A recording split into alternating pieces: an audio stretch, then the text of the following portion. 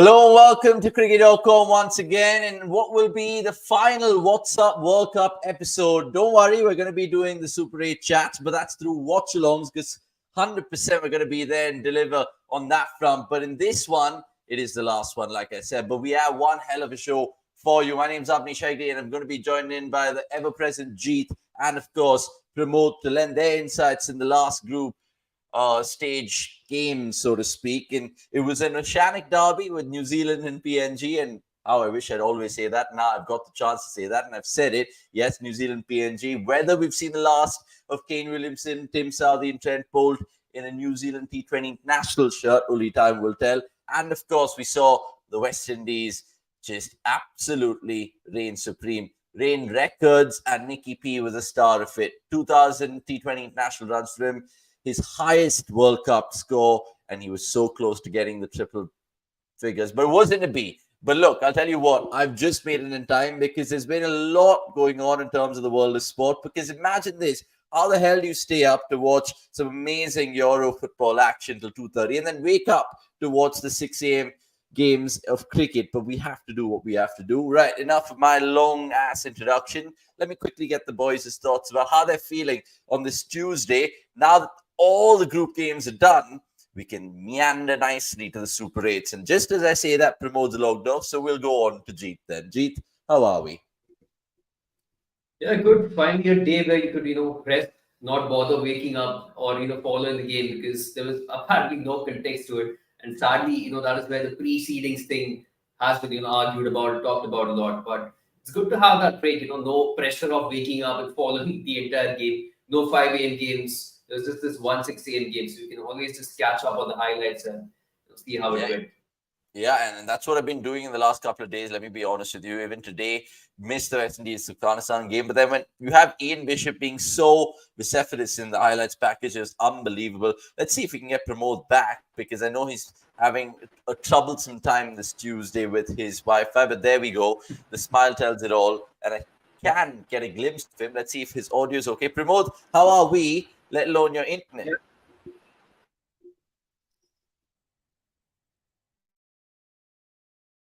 No, but great game to kick off the day today. Perfect way to end the match. Hopefully, these are sort of things to come in the Super 8s as well.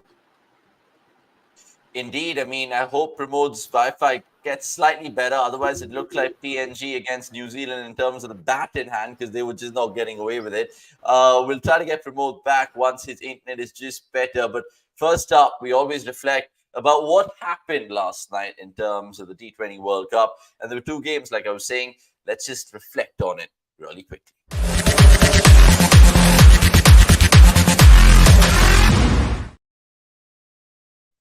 Right, two games, which is, of course, going to see the culmination of Group D, and Afghanistan, West Indies was a later game, which we'll talk about in just a bit. But I want to, of course, talk about that oceanic derby, because I keep talking about how Papua New Guinea are one part of the world where you'd love to see the game grow. And, well, yesterday it was just not something that you wanted to see as a PNG fan. 78 all out in their 19.4 overs. And the start of the show being Lockie Ferguson, the good old lad from RCB, taking none for 3 in his 4 overs, 4 maidens in the top. That was the biggest talking point of the game, fair to say. But all the other so-called stalwarts of that PNG team getting some runs. Norman Vanua, Charles Meany, the captain himself, but then New Zealand chasing them down with not ease, but eventually getting there by 7 wickets. And Mitchell and Williamson who were not out at the end of that game. Right, Jeet. We'll try to get Pramod back again to just get his perspective on this as well. But I'll start with you. Comprehensive, clinical. You don't see New Zealand messing about. But again, it's sad that they're just like they had nothing to show this World Cup, New Zealand.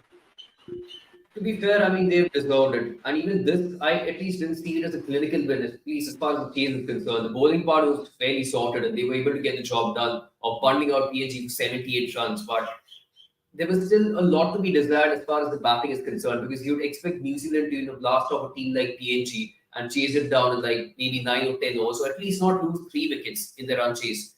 But that pretty much reflected on how their entire campaign has been, how much they've struggled with the bat. The same pattern continued. So Yeah, they won convincingly if you look at the overall scorecard, but it was not as convincing a chase as you would have, expected from New Zealand. So it was sort of disappointing from that perspective. But yeah, I mean, they've got 2 wins to, go back home with, but overall a very, very disappointing campaign for them. And a lot needs to be changed going forward. A lot more new players need to come into the setup because look, I'm not a big believer of playing for pride when you've lost everything.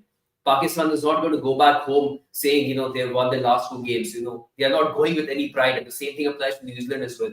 You've lost your pride by not even making it to the next round because you were expected to, and that's exactly what applies to New Zealand as well. So a lot needs to change, and hopefully this is the World Cup that influences those kind of changes and gets those new players into the setup. Yeah, I mean, that's a thing, right? And there's so much to talk about New Zealand, even though they've not made it to the Super 8s. Pramod, let me just try to come across to you, just ask you about, was it a tough group in a way for New Zealand? Because I know the fixtures, so Afghanistan play all their easier games early. I know Afghanistan, New Zealand was a pivotal clash as well. Do you think that defined this group for New Zealand?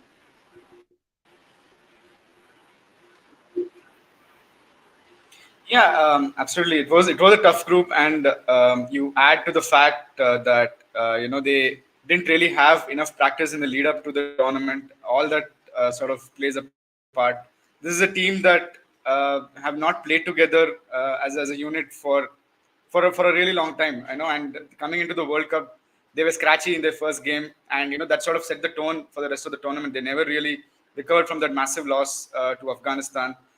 Lost again, came close against, little closer against the West Indies, but fell short. So lack of game time, lack of practice, sort of thing. I don't think anybody really had that much of a game time coming in. So yeah, all that plays a part.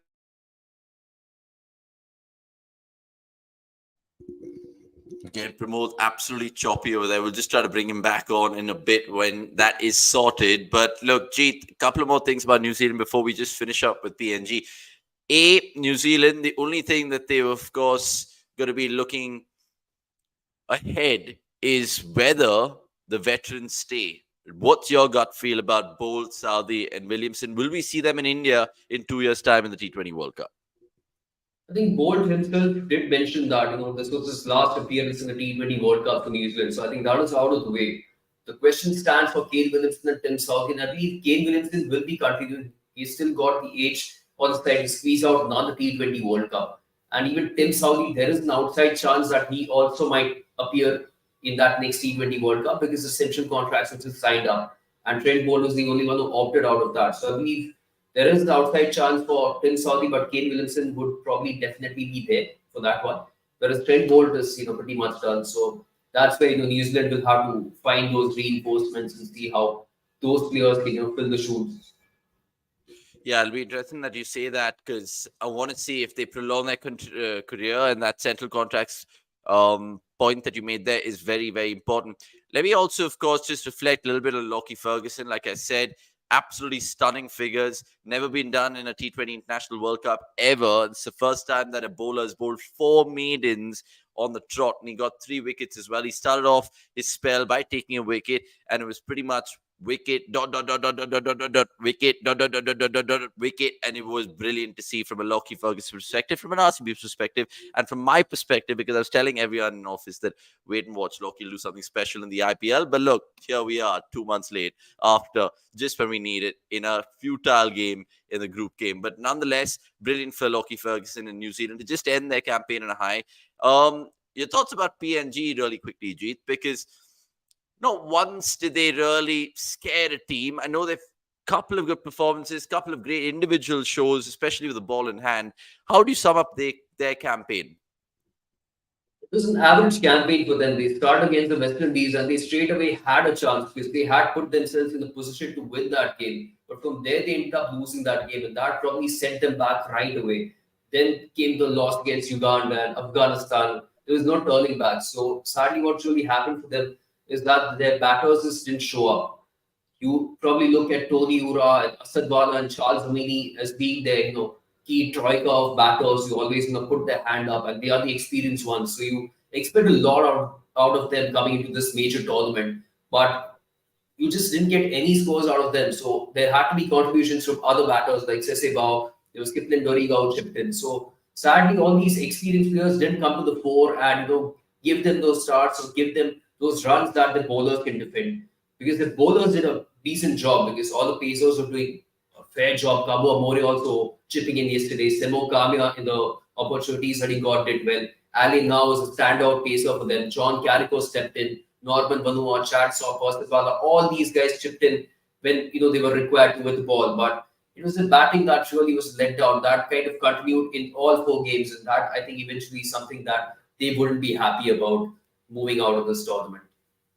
Yeah, Papua New Guinea is a great story. And even though they've now got 7 consecutive defeats in a T20 World Cup, and the record that they need to beat infamously is the Bangladesh one, which they hold, I think, 10 straight defeats from 2007 to 2012. But look, something for PNG to look forward to. Really quickly as well, which struck me to ask you, and of course, Pramod, if he does join us. But the commentators are having a little conversation about how cricket can move forward faster in that part of the world for PNG. Do you think it could be a plausible option, Jeet, that countries who tour New Zealand and Australia, can they make a quick pitch stop, play a couple of games there, and then go down under? Or is that wishful thinking? No, it's not wishful at all. It's something that has to be contemplated in the future because that is something that has been happening, time and again with, say, Ireland. Because whenever the teams go to tour England, they generally do have a pit stop in Ireland or Scotland, play those couple of games. So the same thing can be replicated with PNG as well. And that's going to do a world of good. So I know that the PNG players go to Australia to train with them. So they have that backing from Cricket Australia. But at the end of the day, you need to play games against big opponents to see where you stand and where you need to improve. So only something like this could be really, really handy. A tours could be another thing that could be looked at, but like you mentioned, this probably is the best solution right now because it's going to help you a lot because it guarantees you games as soon as somebody tours Australia or New Zealand. You've got a guaranteed set of games, and that's going to help you in the longer run. So that's probably the way forward. It's going to really help PNG. Indeed. Let's see if Pramod can just chip in his thoughts about Papua New Guinea. And I think his Wi-Fi has been absolutely disastrous. But so far, this time, it looks brilliant. So Pramod, you've spoken to a lot of boys over the years. Of course, Charles Amini comes to mind, Norman Vanua. What is it for them? Because I know they'll still have to qualify for the 2026 India T20 World Cup. But we were just talking about whether other countries can start touring there perhaps, and not of the big guns, but even, say, the likes of Ireland, Sri Lanka, just to go play a couple of T20s and come back. It'll do them a world of good. But do you see it that way, how it is looking ahead for their future? Yeah, ideally, that's what should happen. But we've seen over the years that how many teams have really toured PNG, or how many full members, or even for that matter, even Ireland tours have PNG done. That's not been the case. But what they've done well is they have a good tie-up with, say, in Australia, where their players sort of tour there, get some experience under their belt, not play in the Big Bash League per se, but then play for such teams at a lower level and get a bit of experience over there. They've also had Jason Gillespie in the past, sort of coaching them, so that as well, and they've had someone like Geraint Jones as well play for them. So basically, they're placed in such a way, the country is placed in such a way that you could actually tour them for a couple of matches before heading off to Australia. People who eventually tour Australia in the end. But unfortunately, the FTP is so tight for all these teams that it's very difficult to squeeze in time just to sort of have a couple of matches there and then fly out. So that's how the scene is. But there's no reason why these PNG players cannot travel to other countries, play in different conditions, play different set of bowlers. We've talked about how they're not good. Associate teams are not good against, for instance, 140 plus deliveries. There are so many talented cricketers in the Australian circuit as well who bowl in that speed with that swing. So it's just about having a tour there and get some experience under their belt, which hopefully PNG would sort of facilitate it. Yeah, and that's the hope with all these nations that we've seen come to the fore in this World Cup. I mean, you talk about the likes of even, say, in Namibia, and how they've kind of slowly but surely made the gradual climb, and we hope the same with PNG. And even though Asadwala yesterday was honest enough to admit that the batting was a real struggle yesterday, they have a lot of things to improve on. and hopefully, like Pramod and Jeet said, onwards and upwards from a PNG perspective. Right, speaking of onwards and upwards, West Indies, boy, haven't they been having some time in the World Cup? Because look, they're hosting it, but they're also heading into this World Cup with great form, and now they're killing it in the World Cup itself. 4 on the trot. Now they move into the Super 8s, and they, of course, take on South Africa, USA, England, which will be great by itself. We'll talk about that in the Let's Look Ahead bit and give you some trivia and, of course, tell you what's trending, all of that and much more. But first up, let's, of course, reflect on match 2 last night, or earlier this morning, I should say, for all you guys watching in India, because West Indies, Afghanistan, they said it was supposed to be a dead rubber. Boy, it was nothing but that. Because even though the West Indies effectively got one of their biggest wins in T20 international cricket, and one of the biggest against Afghanistan, even though they won the toss, it was Nicholas Puran who starred. And how about that? A 53 ball 98, the highest score, by the way, in this year's World Cup. And how fitting was it to be hit by a West Indian batter on the final day of the group stage? So 98 for him. Not much to talk about from an Afghanistan perspective. Yes, there were lots of talks about Zadran and Gurbaz and that devastating opening partnership. They didn't come to fruition. But look, it was, of course, the spinners as well. And not to forget someone like Obed McCoy for the West Indies shining as well. We'll speak about this match in the next 5-10 minutes or so, because it makes you think a few records straight away, guys. Pramod, are you baffled that this is the most runs in a power play in a T20 World Cup? Because I know this has been a low-scoring World Cup, but West Indies put on some show yesterday or earlier this morning. After seeing such low score, it was a delight to see the batters get into the game and smashing it all around the park. It was a terrific batting innings. We've seen Nicholas Puran sort of, even in this World Cup, show that intent of wanting to go after the bowlers right from the onset. He's just not able to turn that into a big one. But today he absolutely butchered the bowling, Afghanistan's bowling, and today he got his due reward. The 36 runs also scored in that over, another record in this World Cup, which I thought, with the way the World Cup began, I didn't know if that would actually happen. But it's happened, and unfortunate to miss out on a century, but he played an absolutely delightful innings. Jeet, on Nicholas Puran, he got his 50, I think, of 31 balls, but then he just went berserk after that, especially against Rashid Khan. Yeah, he did, and I believe he started his innings with a top edge that went for a 6, but that was the only scratchy shot that he played in his entire knock. After that, he just kept getting fluent with every ball passing by, with every ball that he played, and he maximized it because, like you mentioned, that Rashid Khan over as well, that went for 25. He absolutely demolished it. And how often do you get to see that? Rashid Khan going for 24 runs, that was incredible.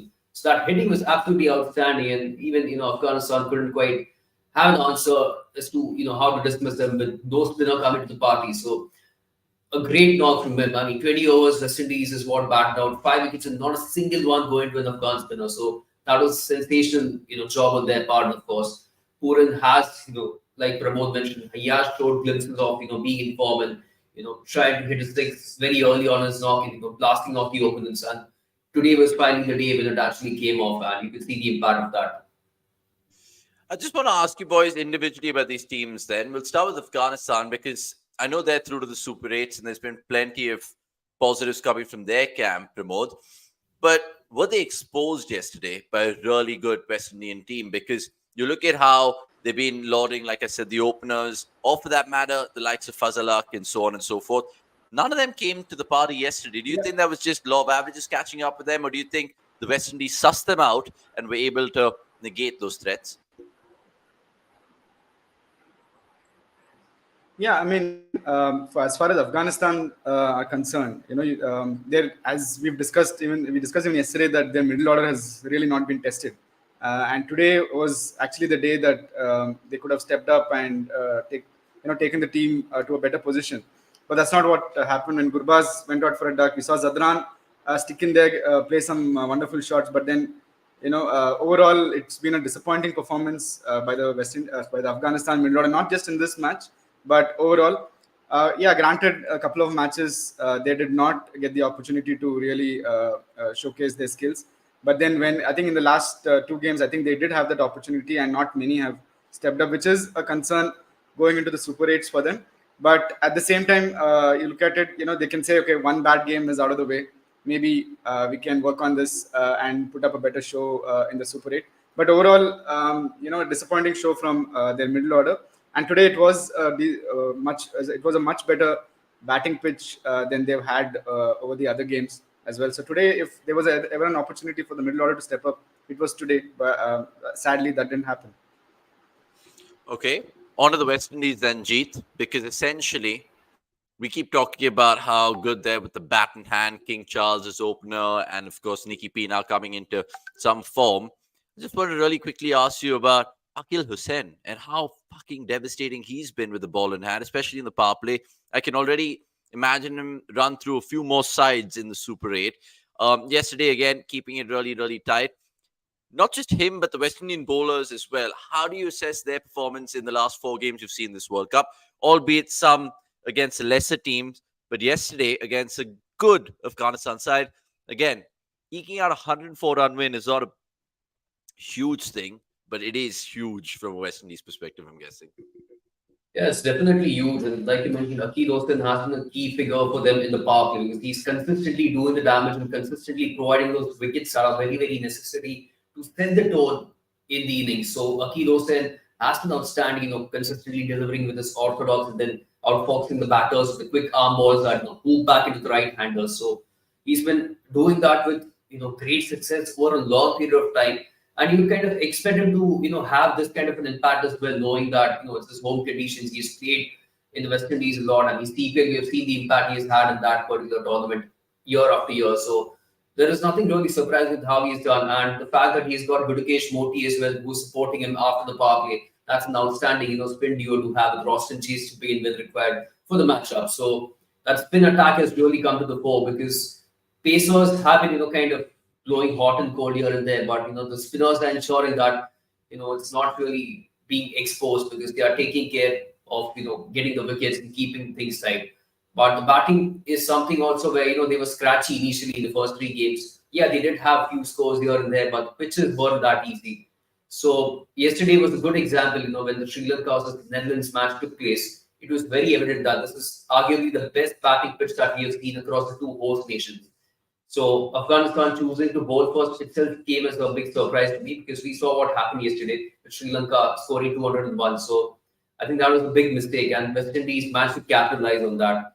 Jordan Charles, was struggling for a bit. He had scores of I think 0, 0, and 44. So he came into this game with a lot of pressure behind him, and with having a stand named on him in this particular ground, he delivered. Initially, he was tentative, but as the innings progressed, he did a phenomenal job, and other batters also stepped in. It was only Brandon King who was, surprisingly struggled throughout this tournament, despite having performed phenomenally well in the bilaterals against South Africa that preceded this tournament. But the good thing is everybody's chipping in. That is what we need, in a tournament, a big tournament like this. You need it to be the team that performs, every player chipping in at some stage or the other, and that's what has happened with the West Indies with Obed McCoy getting that one opportunity, and he has delivered too. So it's a team game, and everybody's chipping in. That is what is important for the West Indies heading into the Super 8s. Yeah, and they bat deep and they give you an impression, like you said, that everyone has a role and they're fulfilling those roles. You talk about Andre Russell. We've not hardly seen him with a bat in hand. I know he bailed them out in that first game against PNG, but it's always great to see the host do well in any sporting competition in West Indies and the USA through to the Super 8. So amazing. More good things to come, I'm guessing. The World Cup keeps giving. Right, we'll, of course, keep giving in terms of segments in this What's Up World Cup show. We will go to the what's trending bit of this program right now. But really quickly, a fun fact that our stats man fished out for us yesterday. If you think about it, in the 4 games that Afghanistan played in the group stage, 3 of them, previous to the one yesterday, they bundled out their oppositions for under 100. And yesterday they lost to West Indies by over 100. So cricket is a great leveler, they say. Right, let's see what's trending, like I said, in this one.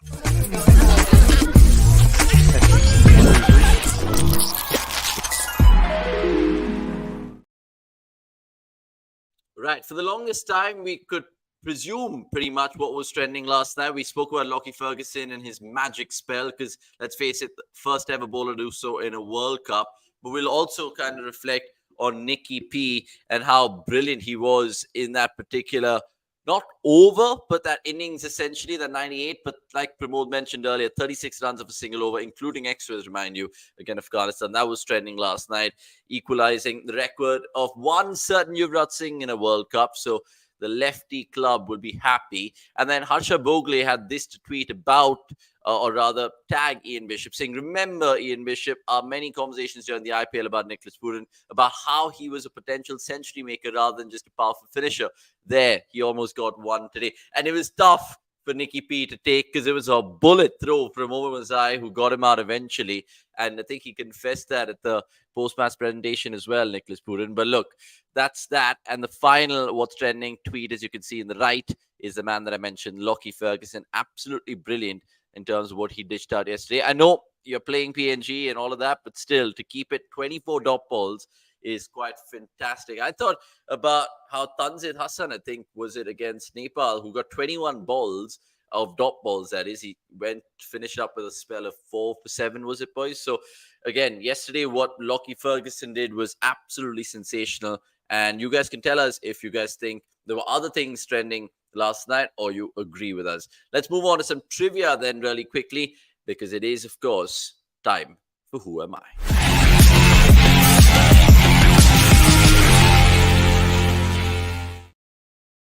Now, I know that you guys have been loving this particular game, and we always kind of give you some trivia on cricket.com. Even if you go check out the brand new app and the website, there will be a lot of things you guys can educate yourself about in the game that we love the most. Right, yesterday we asked you this in terms of the Who Am I? I went to the same school as Grant Elliott and Kagiso Rabada. I was selected for my nation's under-17 hockey camp, and I have a BCom degree in business management, which is quite random in terms of clues, but who were we talking about? Who were we talking about? The answer, my friend, is Curtis Camphor, the Irish-born all-rounder. Pramod, would you have got that, honestly? Or do you think it was a tough one? Yeah, I think we were discussing this here. I think I took a few guesses, but eventually we stumbled upon Curtis Camphor. Curtis Camphor, good on him. I mean, go to the same school as Rabada and Elliot. We'll, of course, try to put Jeet in the spot here and ask him the Who Am I today, and, of course, the viewers and listeners right now, because this is the one that we're asking today. 3 clues as ever, the first of which I played in my country's first ever ODI match. All right. The second one, I've shared the dressing room with the likes of Jesse Dida and Kumar Sangakkara. That's another fascinating one. And my wife is also in international cricket. And now we're not talking about Mitchell Stark. Or are we? I don't think it is, because Stark would have been like 75 if he played in that first ever ODI match that Australia did play. So who are we going for, boys? Do you have the answers with you?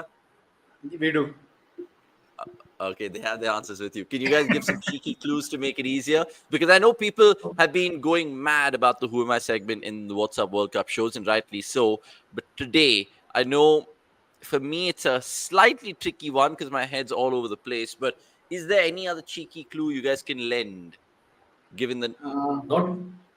Not too sure about that, but Avanish, we know his wife's name as well. Yeah. Okay. Okay. Tell us in the comments. Of course, when the show gets over, not right now, but I know, speaking of the comments, there are a few which we'll take, and we really appreciate you guys joining us. I know Karthik has a random one. We'll also quickly talk about David Warner at the end of the show and how he's come to this decision of ending his career potentially, right? So that was a Who Am I bit. And let's, of course, now look ahead, because there's some great group stage games remaining right now. I'm talking about the Euros, not the World Cup, because that's the Super 8. Let's look ahead.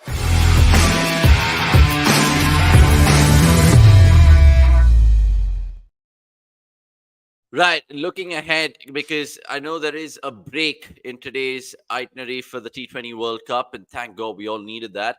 But having said that, let's, of course, quickly look at what the Super 8 has in store for us, because it is some amazing games, be it 6 a.m. or the 8 p.m. There are some games to look and love in this one. USA South Africa, we'll be there doing that, the watch along tomorrow at 8 p.m. And remember, just all you guys asking or wondering about our watch along schedule, pretty much all the games you can see which start at 8 p.m., we will do it, essentially, right? So we're talking about the US South Africa game, the India Afghanistan game, the England South Africa game, India, Bangladesh, USA, England, and Australia, India, of course.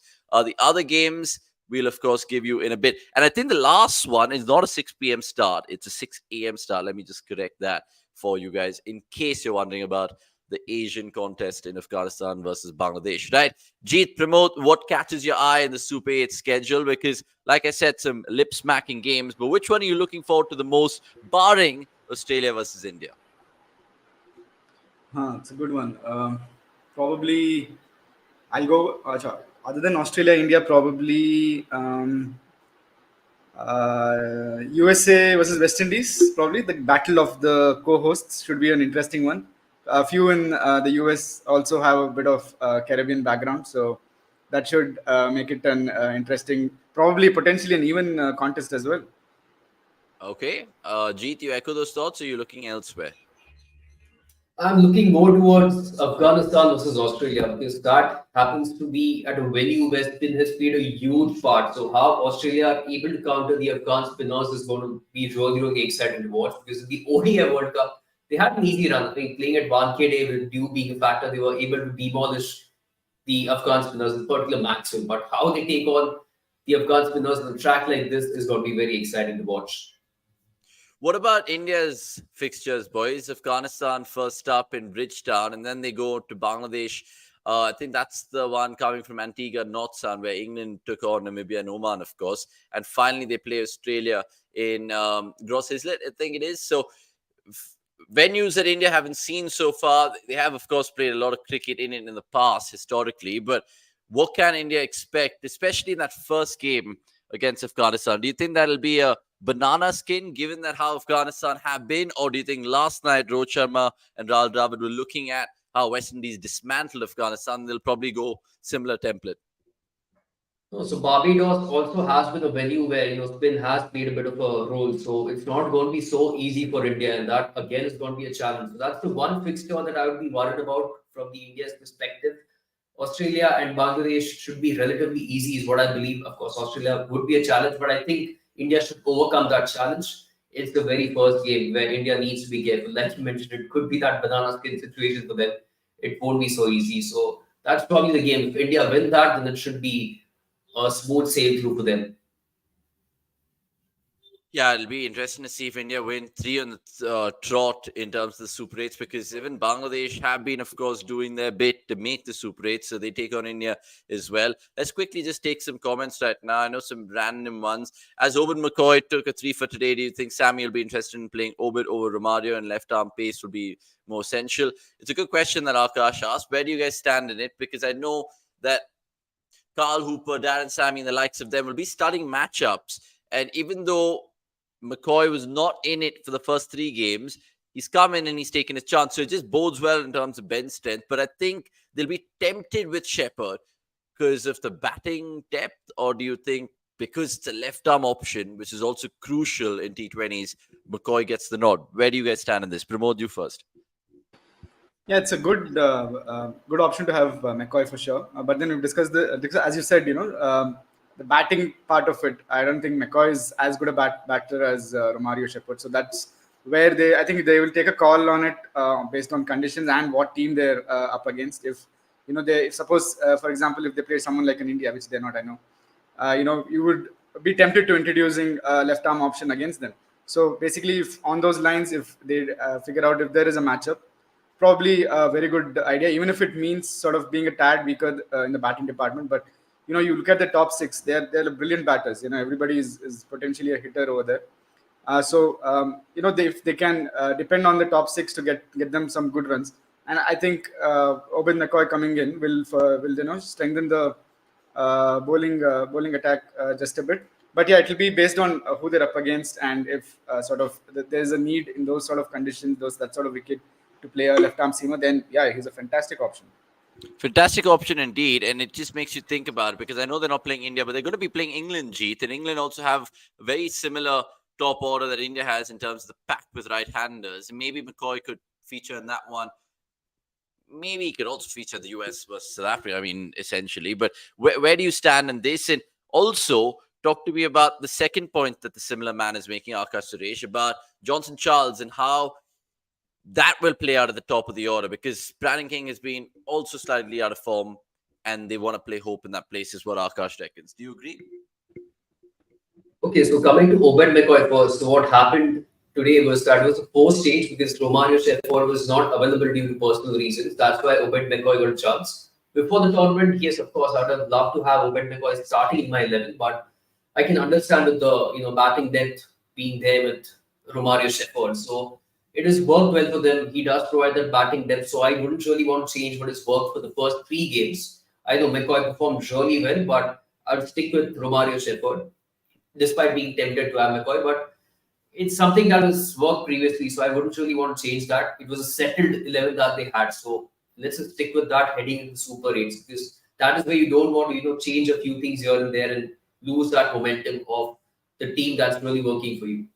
And the second point, I don't know why Akash has been on Jonathan Charles' case right from the beginning, but I can understand he's very scratchy and he's very very agricultural as well with the shots that he plays, but it's still fine. I mean, over the last year, he's still delivered a lot, and he's been one of the top scorers for the West Indies consistently in the T20 format across the last 12 months. So I'll still stick with him. Shea Hope, we saw what he did in the middle order as well. He got 25 odd runs, but of like 17 balls. So it's still a very risky move, and it's a very defensive move as well. So I wouldn't really want to do that. You don't want Shea Hope to be opening, right? I mean, I don't think they've got any other options there. So I believe Roshan Chase is going to slot straight into Shea Hope's place, and they'll continue with Johnson Charles. Had he failed in this game, maybe the situation could have been a bit different, but you ideally don't want to change that either. I know he failed for a couple of games in this tournament, but that's fine. You still don't want to change that because he has been a consistent performer. Despite him being agricultural, he's still been consistent and he has been putting in those impactful performances. So I would still stick with Johnson Charles. And given that West Indies have won 4 on the trot, I don't think they're going to just change there. But thanks for that little reminder about why Owen McCoy got his chance earlier this morning, because of a reason that Jeet's mentioned over there. St. Lucia looks the best pitching introspect, and he also reckons that Afghanistan got smashed today by Putin West Indies. Indies can definitely beat South Africa and England. And Akash Suresh can't wait to see the West Indies-England game, according to him. And lots more comments trickling in this particular Tuesday afternoon. We really appreciate it. Of course, hang around for a while longer, in the sense that Nix will probably not be doing his Fantasy Center show today, but there's plenty of more content coming your way on cricket.com, especially in the short section. So that'll be fun to watch. And there's another question coming from Karthik, which surrounds Gautam Gambhir. We'll take it in just a bit, because I just want to ask the boys 2 more things just to wrap up the show today. One is, even though it's not T20 World Cup concerning, it has to be mentioned to you all you cricket lovers. Now, a certain Sahil Chauhan from Estonia, now he goes down to become in the record books, in the sense, smashing the first sub-30 ball century in T20 history. Now, that was something to savor. This game, in a game between Estonia and Cyprus at the Happy Valley ground in Episkopi in Cyprus. And this is where you saw the man that I just mentioned, Sahil Chauhan, a 27-ball 100 for Estonia, which is absolutely mad. Remember, the previous record was held by a certain Lofty Eaton, 33 balls in terms of the T20 international history. Gale still held the particular record of the fastest T20 done in terms of the 30 ball. But this man has, of course, ripped up the records. Remember the name, Sahil Chauhan from Estonia. Yup, Estonia. So they'll be partying up in Tallinn indeed. Moving on to the David Warner bit that I wanted to just ask the boys. He's come out with some pertinent quotes, and he's gone on to say, coming back since 2018, I've probably been the only one that has ever copped a lot of flack, whether it's people who don't like the Australian cricket team or don't like me. I've always been that person who's copped it.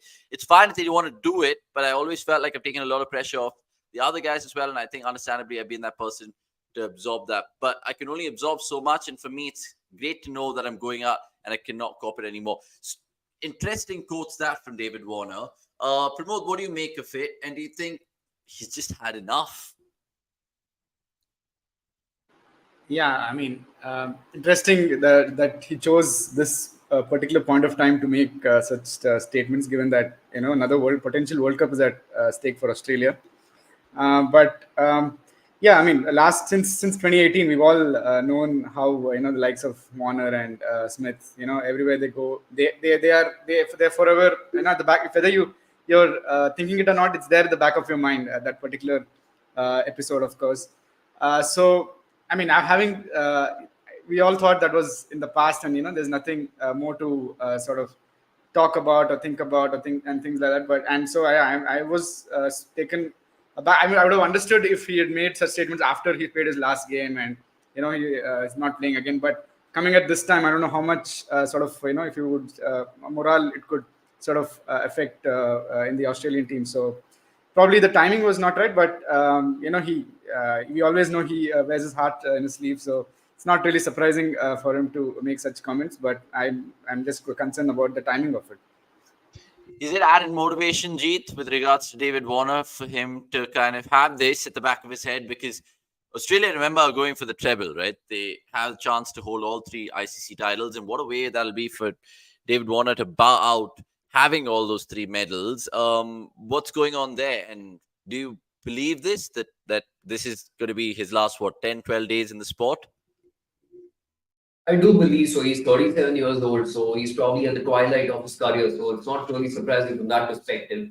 But like Pramod mentioned, that 2018 sandpaper gate, that's a stain that you can't rub, and that's going to carry forever with David Warner or Stephen Smith or Cam Bancroft. So with David Warner, controversies have always followed him even before the sandpaper gate, with different controversies on the field and altercations that he has had. So he has always, had a career where, people have been on his case throughout. So not entirely surprising. It does take a toll at the end of the day. Even if you are a professional, it is going to, hamper your mental health or hamper how you feel about things. But of course, 37 years old, he's been decent. He's done a good job in this particular tournament as well of, being very aggressive, exactly like he was when he started his T20I career back in 28 or 29. So he's been that aggressive, and I think he also knows that it's probably time to move on because Travis Head has done a phenomenal job, and there is somebody called Jake Fraser-Megurk who's waiting in the wings to take over. So he probably knows that the ideal time is where to move out and let the younger generation take over. So I think it's fair enough. Like Pramod mentioned, the only thing that I'm kind of questioning here is the timing of it, but I think he knows better, so I'll probably back him, and let's hope that he has greater impact in Super 8 and actually does end up enabling that treble for Australia. Yeah, Australia, of course, take on India. And David Warner, the last time he, of course, took on India in a World Cup, which happened in the Caribbean, you know what happened. He just absolutely smoked the shit out of us. Right, by the way, apologies, because earlier in the segment of the Who Am I, you guys were wondering in the comments who won yesterday. It was this man, Anandu Rocks 2010 is yesterday's winner. So props to him for winning the Who Am I. And of course, go and rewind the show if you guys are watching us or joining us right now in terms of who am I clues were for today. Right. The first comment of the day was, of course, just 2 pence on it. We don't want to spend too much time on it. 30 seconds. Do you think this is going to happen? And when is it going to happen, boys? Because a lot of people are waiting for the World Cup to get done. But do you think as soon as that's done, it's imminent, beg your pardon, that Gautam Gambhir gets a role? Jeet? Yeah, I think it's mere formality right now. The interview at 12 o'clock and everything. The point is the BCCI want somebody as a coach, they're going to get him, and interviews don't really matter. So I won't be surprised if this happens, and I don't mind. I'm more than happy to have Gautam Gambhir on board as India's head coach. Pramod, where do you stand in this, and how do you answer a question like this? Because Karthik goes on to say, I wonder how senior players cope with Gambhir taking full control of India cricket. Maybe he needs to reconstruct that question. Yeah, it's just a matter of time. Maybe I think India plays Zimbabwe right after the World Cup. Maybe that's a good place for Gambhir to start, along with the probably taking the young kids from IPL over to Zimbabwe. Or we might see an interim coach like VVS Lakshman go to Zimbabwe and probably Gambhir after that. Yeah, it'll be a good appointment. I think the good thing is I think many people in the Indian dressing room already know him quite well. There were a few who would have played with him. I know many people are going to get into the Gambhir versus Kohli. How are they going to get along and stuff like that? But I think that shouldn't be much of a problem. I think both of them are sort of a heat of a moment, sort of a battle between them that we've seen in the past. So I think yeah, I think hopefully he does well. Hopefully India, when he takes over, India have already won the T20 World Cup. I know, and hopefully there's a good roadmap ahead as to how we can win future probably Champions Trophy and more World Cups under Gambhir. Yeah, you mentioned the India Zimbabwe series, which I think we're doing watch alongs for. And just imagine if Gambhir is coach, and then we see a plethora of all those KKR stars, especially the Indian core, make their debuts from. In that tour, imagine Harshit Rana and Vaibhav Arora sharing the new ball. Surya Sharma first change, proper KKR vibes in Team India. But look, Gambhir has earned it. Only time will tell if he does get the job. We'll of course speak about that. If there's any breaking news with Team India, we'll do a live and of course take your comments. But really appreciate all you guys joining us in this Tuesday What's Up World Cup show, the last one. Don't worry, we have more live content coming your way. I told you about the watch alongs we're going to do, and tomorrow it starts the Super 8s. We're going to be there. USA, South Africa. I think it's me and the other two boys. I'm not sure who it is, but it'll be a fun watch indeed. Thanks so much for your time, Pramod and Jeet. Fantastic insights lent by all throughout the course of What's Up World Cup, and we'll see you shortly in just a bit.